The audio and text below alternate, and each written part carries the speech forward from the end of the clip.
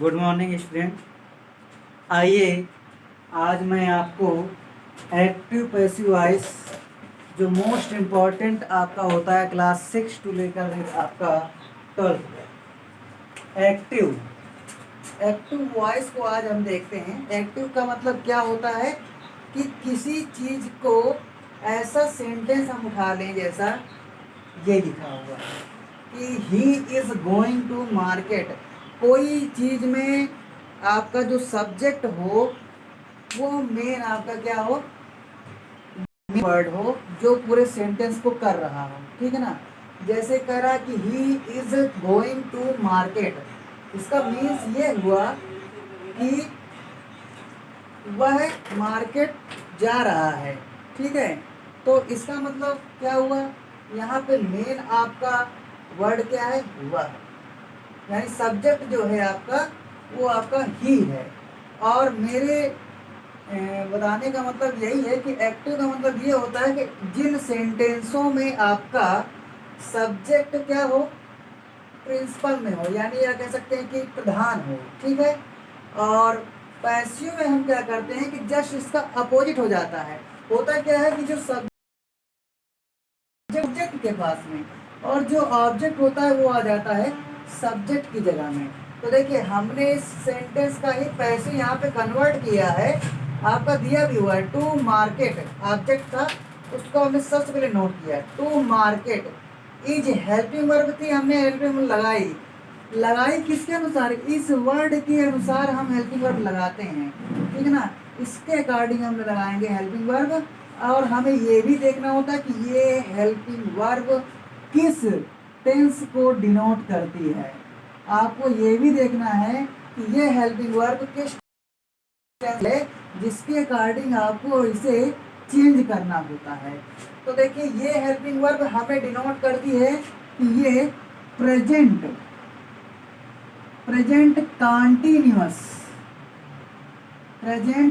Continuous tense को denote करती है। तो इसके अकॉर्डिंग आपने अगर पिछली कक्षाओं में पढ़ा होगा तो देखिए मैं आपको फिर से बता दूं कि प्रेजेंट कंटीन्यूअस के जो भी सेंटेंस होते हैं अगर डायरेक्टली कहूँ तो चेंज नहीं होता है, लेकिन बहुत सी जगह में लोग उसका विरोध करते हैं। तो मैं उसको बता दूं चेंज क्यों नहीं होता है, क्योंकि वो सेम टेंस में ही रहता है, सिर्फ उसमें आपका हेल्पिंग वर्ब जो भी होती है उस हेल्पिंग वर्ब के साथ में बीइंग ऐड कर दिया जाता है। इसलिए लोग कह देते हैं कि ये चेंज होता है, लेकिन मेरा मानना ये है कि प्रेजेंट कंटीन्यूअस टेंस जो है वो सेम टेंस में ही रहता है, बट उसमें आपका हेल्पिंग वर्ब के साथ में बीइंग वर्ड ऐड हो जाता है। जैसा कि मैंने इस सेंटेंस में देखिए किया भी हुआ है, मार्केट इज, मार्केट क्या है, सिंगुलर वर्ड है आपका, ठीक है ना। और साथ में कॉमन नाउन भी है, तो मार्केट इज क्या हो गया, इज के बाद में अकॉर्डिंग टू दिस बीइंग लगाया गया। और गोइंग का हमने यहाँ पर थर्ड फॉर्म यानी गो का थर्ड फॉर्म लगाया गॉन।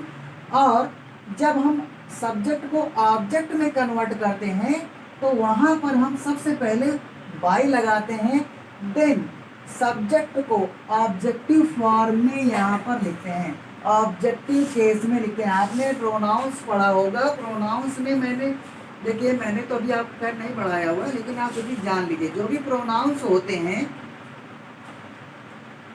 प्रोनाउंस में क्या होता है कि आपके 3 टाइप्स के पर्सन होते हैं, फर्स्ट सेकेंड थर्ड, ठीक है ना। फर्स्ट सेकेंड थर्ड 3 टाइप्स के पर्सन होते हैं। और वो पर्सन में मैंने उस एक चार्ट होता है देखिए, उसमें होता है जिसमें दिया रहता है सब्जेक्ट दिया रहता है, एक होता है सब्जेक्टिव केस, आपका ऑब्जेक्टिव केस, और एक होता है आपका पॉजेसिव केस, ठीक है, पॉजेसिव केस।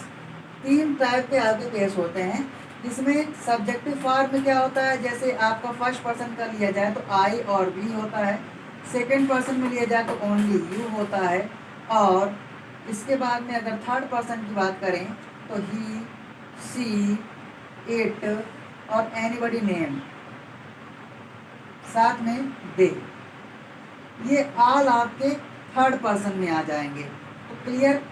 अब इन्हीं का ऑब्जेक्टिव फॉर्म अगर देखें तो जैसे आई होता है तो आई का ऑब्जेक्टिव फॉर्म होता है मी, वी होता है, वी का होता है अस, यू का होता है यू, ही का होता है हिम, सी का होता है हर, इट का होता है इट्स, नेम का हो जाएगा आपका नेम का होगा जैसा भी नेम होगा। मान लीजिए कोई पर्सन नेम में आपका जैसे मेल फीमेल है तो उसके अकॉर्डिंग आपका हिम हर ये आपका लगा सकते हैं, और दे का आपका हो जाता है देम। ओके, आगे देखिए पॉजेसिव फॉर्म की बात की जा रही है, यहाँ इट भी रहेगा, ये इट का इट ही रहेगा।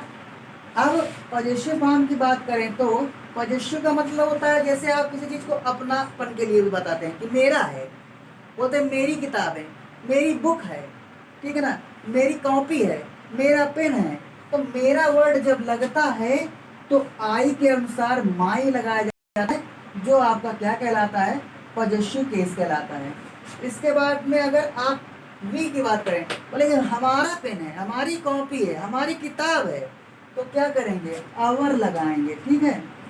इसके साथ में आप देखिए सेकंड पर्सन यू है, यू आपका जब होता है, तुम्हारी किताब है, तुम्हारा पेन है, तो क्या लगेगा, योर। देन ही की बात करते हैं तो ही में आपका आता है, मैंने यहाँ हिम और हर लिखा है ऑब्जेक्टिव केस के लिए, और पॉजेसिव केस की बात की जाए तो वहाँ पर ही के लिए हिज लगता है और सी के लिए हर लगता है।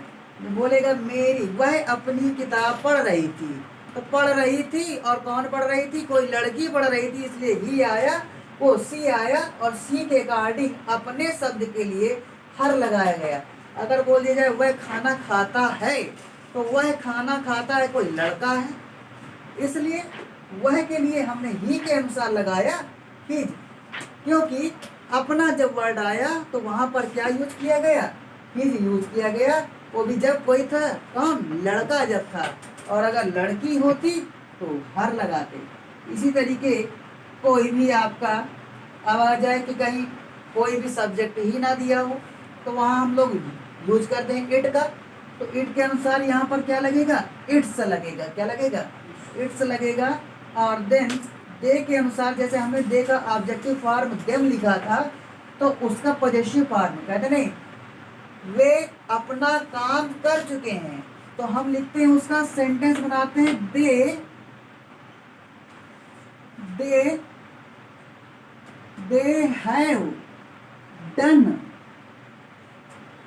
हैव डन देयर वर्क, ऐसा सेंटेंस हम लोग नोट करते हैं।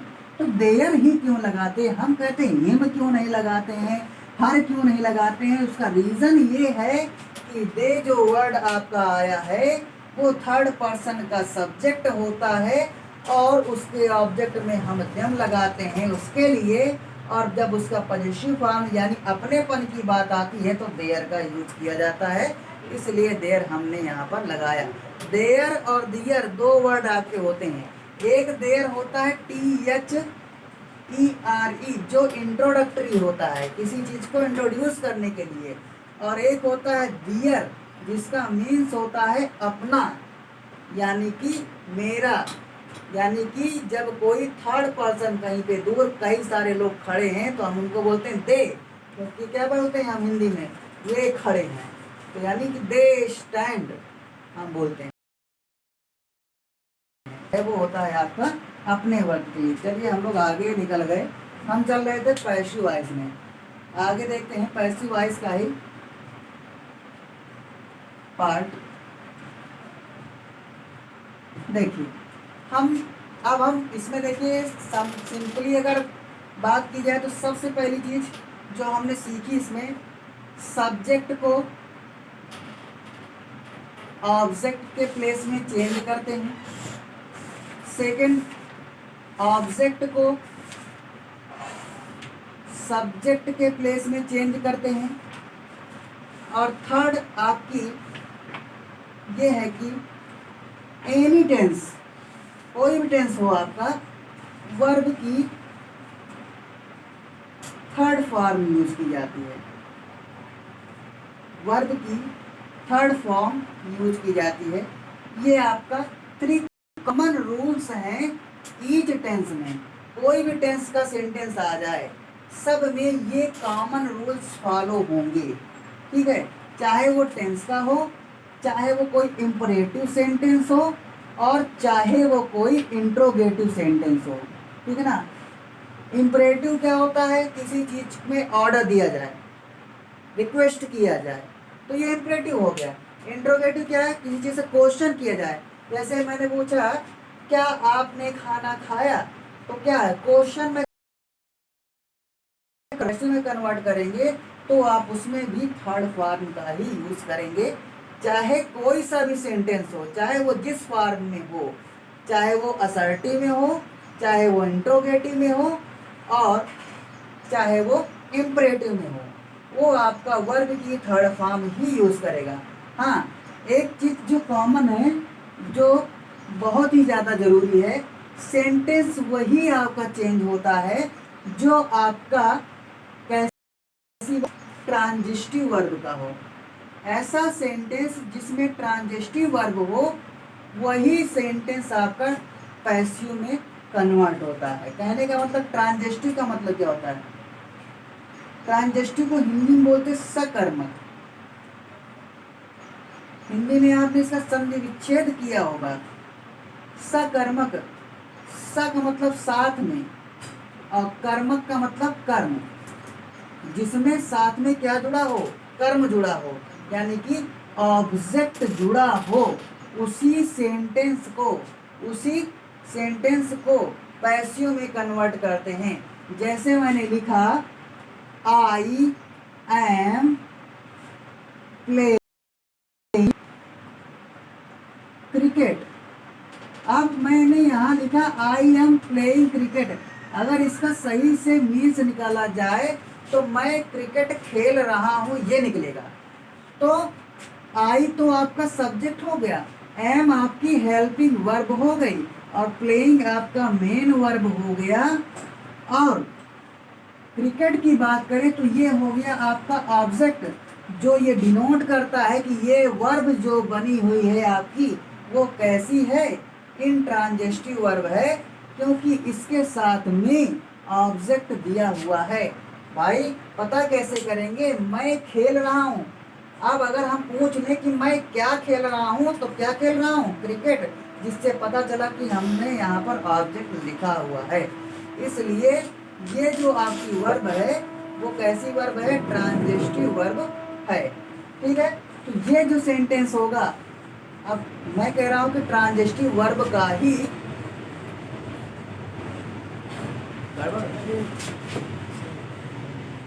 देखिए, मैं कह रहा हूं कि ट्रांजिटिव वर्ब का ही क्यों पैसिव में कन्वर्ट करते हैं, इंट्रांजिटिव क्यों नहीं करते हैं? तो बेटा आपको मैंने अभी एक रूल जो लिखाया था पहले कि ऑब्जेक्ट को सब्जेक्ट में, सब्जेक्ट को ऑब्जेक्ट में कन्वर्ट करते हैं। तो बेटा जिस सेंटेंस में ऑब्जेक्ट ही नहीं होगा तो उसका हम पैसिव कैसे बनाएंगे? इसलिए मैंने बताया आपको कि ट्रांजिटिव जो वर्ब का सेंटेंस होगा, उसी का पैसिव कन्वर्ट होगा, ठीक है।